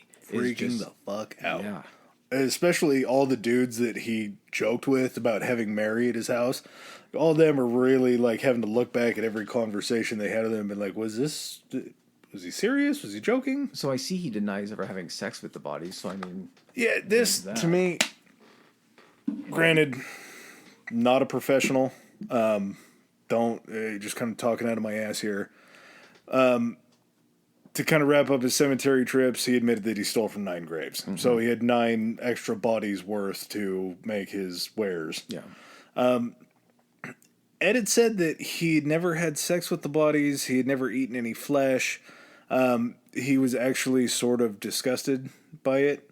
And he said But that... not enough to not No, no, wear no, no. pants made from it and a fancy boob vest. I think... yeah, dude, that's... Because I draw the line at any of this going in my mouth. A man's got to have his principles, right? He said that there was no sexual desires behind anything that he was doing, and I'm sure maybe this is something that he told himself, but in my mind, when I hear that, I feel like he's maybe just trying to mitigate what he did. He had an experience back when he was a kid where his first sexual awakening involved watching a pig get slaughtered, and to know that that was something that caused him to Spider-Man in his pants back then, there's no way that you can get me to believe that there wasn't any form or any element of arousal when he was cutting up any of these women. Like, Maybe that's... I have two kind of like directions to go on that. Maybe it was because he didn't need to have sex with them to get that enjoyment, like you're just saying. Yeah. Like it was like the murder and the cutting them up and the making them into shit. he's cool chubbing up while he does that, but he's not completing. The other thing too is that his mother, the last thing or like the ultimate sin I think that he would probably think that he could do would be sex. And so it wasn't that he was like denied ever having sex with them, like to be like, look, I'm not a sicko or anything like that. I didn't have sex with these bodies. Yeah, I made masks out of them and shit. But maybe that was like, that was so bad for him that that was the one thing that he couldn't bring himself to do or admit that he did. Because I believe that like he may not have had sex with them, but he definitely did sexual stuff. There was a sexual gratification that came Yes. from the rituals and practices that he had. And that's why, I'll give him the benefit of a doubt. He doesn't really deserve any benefit of a doubt, but I bet he didn't have sex with them. I can guarantee, though, there was some sexual gratification that he got Yes. from it. Because if this was one of his first sexual awakenings, we take stuff like that from childhood all the time, and these turn into some of our kinks when we get older. I'm not, like, correlating, like, spanking This or anything is a like bridge that. too far. Yeah, he brought something into adulthood that, thank God, I don't ever have to deal with.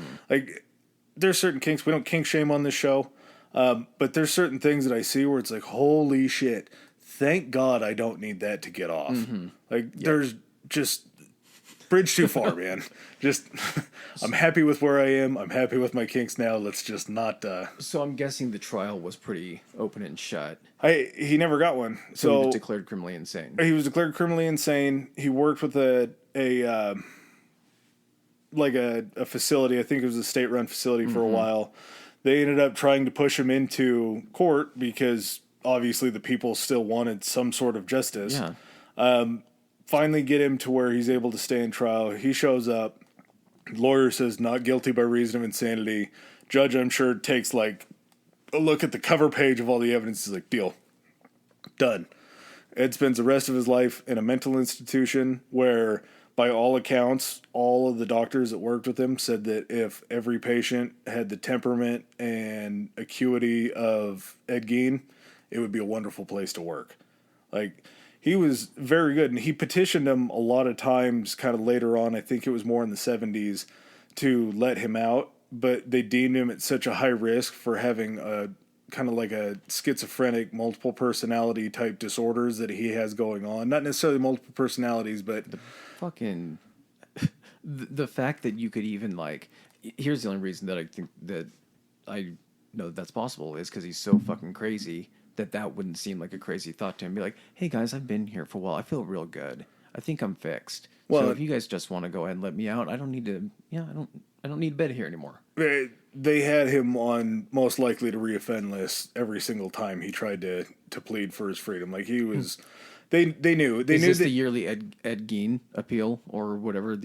No. still crazy. It was stamp. like a day of It became a day at the fucking like attorney general's office or something. They were like, "Is it Ed Gein Day?" And they're like, "Yep, okay." They're like, "Denied." So yeah, Ed lived his life out in an institution. He ended up dying of lung cancer, which I guess maybe they let him smoke in there. But he still held all the way up until his deathbed that he was a virgin until death, which is very weird for this kind of a killer. And I don't know, there's a weird kind of like specification for a serial killer. And I think it is 3 or more victims in different times, and there has to be a cooling off period between them. So like there has to be a layoff of like 3 months, anything like that. So we're considering him between his brother and the 2 victims there, Mary Hogan and Bernice Warden, as the 3 to confirm serial killer status. Yeah, I would say conservatively those 3 are. There's some other ones that he could have been involved in that they still never figured out, and the dress leads me to believe that maybe there was, and then his also like. If he had an infatuation maybe with younger girls, which he had the infatuation with his mom, obviously. What you're saying, the whole thing where he seemed like he was probably mentally stunted at a certain age to where he kind of stayed in that age. He and really so if could he have was been in that teenage age or that even younger, like you were saying, 12 years old, or he never progressed past that point, those would be the people he possibly identified with. I mean, the only reason he was identifying with Mary and Bernice were because they reminded him of his mother. There was that attraction there. But what his attraction would have been for a more age-appropriate partner for what his mental state would have been younger, I would say. a teen. So they never linked him to it. There's 50-50 chance could have been him. Maybe it wasn't him. It just, his whole story and just the fascination that, I mean, you can kind of see how I'm riveted by this guy. Like he's... The way that your mind has to work to be able to turn these things, and like, was it really like a tip by him to try to admit that like he didn't like hunting and he was squeamish about butchering animals, even though that he was still doing things like this? Like, I don't mean to give him credit for his skills, but I assume to skin a person, you probably got to be pretty good with a knife. Like he was on a farm, so it was probably something that he grew up doing. Ugh. But just an all around fascinating guy. So what's your All right. What's your synopsis of characters? Right. So for the character of Leatherface, Texas Chainsaw Massacre, the farm. Okay. That's a big one in the house and everything, like the torture house. The hanging body on the meat hooks. Yes. The human face lamp. Yeah. And the human face mask. Those ones are all Leatherface inspired, or inspired Leatherface. Buffalo Bill would be the skin chair. And I guess you could go Leatherface back and forth between Buffalo Bill, skin chair, skin lamp on either of those. The big Buffalo Bill ones were the human vest and the human leggings because he was making a human suit. And the vulva. And tucking himself and like tucking the French gentleman, probably. That's... Like, do you think he like threw on a record maybe like some of his mom's heels and danced around the living room in his skin suit? He walked out on the farm around and then Norman Bates would be, that's where the mother issues. And I mean, I'm sure Leatherface had some mother issues. I think that was explored at some point in one of the Texas Chainsaw. Could have been. Buffalo Bill, I'm probably assuming there were some mommy issues or parental issues there. They didn't like focus on that. But the Norman Bates thing is definitely the mothering side of it. I think also kind of the impulse kills too. Like if he felt he was getting too close to these women and wanted more of a connection with them. Yeah, because the Buffalo Bill thing, I can't remember. I'm watching Silence of the Lambs, but I only got through like 45 minutes of it last night, and it was late, and I was like, I'm not watching this before bed. Yeah, that's nightmare fuel. I think with the Buffalo Bill thing, he wasn't... It might have been women he knew, so that might have also been part of it. Leatherface was just killing people like travelers that came into town. And then Norman Bates, same thing. Strangers, but they would come into his hotel, and he kept his mom's body, but his mom would be telling him what to do. Like, he would be like, Mother, another one, and... So, did you ever see Bates Motel, the actual show that was on A&E? Very good. And it's the weird kid that's the good doctor or whatever his name is. Mm-hmm. Very odd bird, but he plays a very good Norman Bates. Yeah. So, yeah, that kind of wraps up Ed Gein, but just a wildly interesting guy for all the horror and terror that he caused. He's maybe... put him top 10 for my preferable serial killers to study. It's so crazy that like this was in not our lifetime, but within the 1900s. I think he died in 1988. Yeah. So already like these characters they're fucking pop culture characters, kind of like that you watch these characters and of course they're bumped up and everything. 1984 is when he died at age 77. But then you actually are like, when you're watching those movies, like, this person is so fucking, like, fucked up and sick, like, this person couldn't have existed. And then you're like, but wait, he did. He did to a startling degree, too. Like, this was over a certain period of time. Like, it was probably maybe a few years with the killings and everything, but he existed in this weird bubble of doing this for an extended period of time. All right, hey, did you know we popped our serial killer cherry? Yeah, unfortunately, if you like this one, I got a Rolodex full of these kind of guys. We'll do more. Okay. I see how excited you get about this kind of stuff. Oh, yeah. I like just being able to, like, ask questions. Yeah, so I feel like that kind of wraps them both up.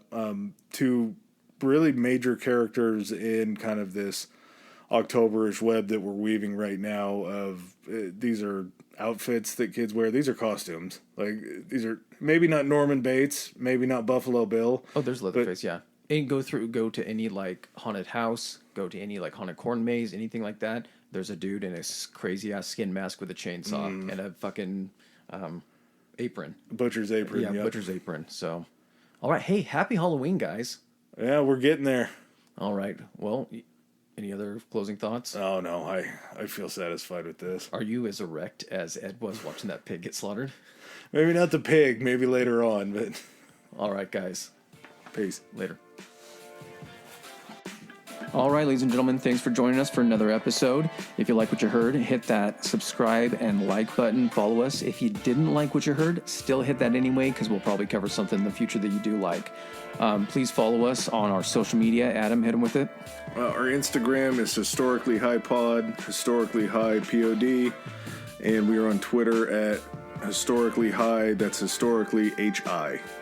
All right. And if you guys want to send in any feedback, suggestions, hit us up on those two, or you can even do it on Gmail. It's historicallyhighpodcast@gmail.com. Thanks again. Peace.